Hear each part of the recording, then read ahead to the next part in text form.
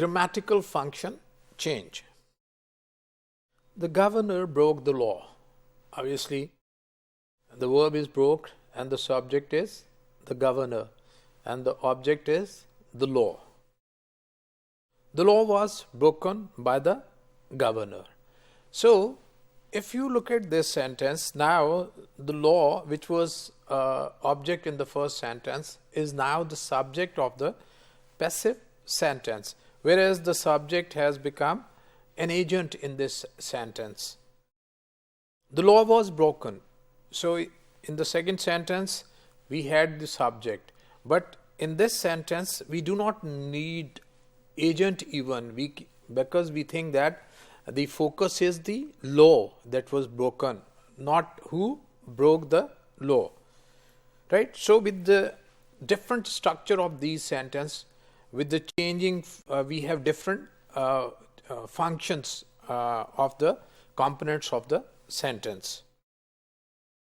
There are times in life when the passive is convenient, as we have seen it, and sometimes passive is convenient. Obviously, we want to focus the object, right? Or we think that the subject is of no importance, or for some other reason we do not want to focus the subject. In English, we can also say Solomon made the governor break the law. So, obviously, it was the governor that broke the law, but now it was Solomon who caused the governor to make the law. So, this structure tells us that this structure can be used when we cause somebody to do something. Sentences like the one are called causative because they usually express the meaning cause to do something, or something, allow, persuade, help to do something. So, these are causative sentences when the action is taken by somebody else, but that somebody is made to do that action. In English, we can also say the governor broke the law for Smith. Now, we have an extra phrase that is for Smith, right? Another participant, Smith, the person or whom the governor broke the law. So, you have seen different structures giving different meaning. We change different structures to get different meaning. We could discuss the morphology of break in English sentence, but its forms are fairly limited: broke, break, broke, and broken. None of these forms is limited to expressing a passive, causative, or interpretation, right? However, this is very simple in English language, but if we are discussing some other language, there may be we are using, or the user of that language using different words to express all these functions in different structures. The N of broken is sometimes considered as a passive marker or morpheme, but it is not limited to passive sentence. We can make active and passive sentence with the broke, as we have just seen.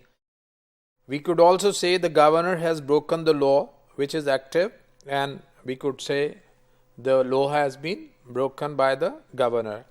If we look at other languages, we often find that passive, causative, or other types of grammatical function changing phenomena are associated with particular morphology. That's what I said, that certain suffix has to be added to get the function of a causative sentence, of a passive sentence, or an active sentence, etc.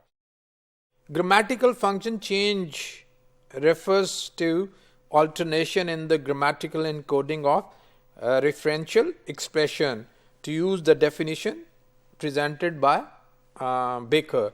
So, alternation in the grammatical encoding of referential expression, the expression that we are giving through these grammatical functions are done through these structures. So, we see that the agent can be encoded as a subject or an object.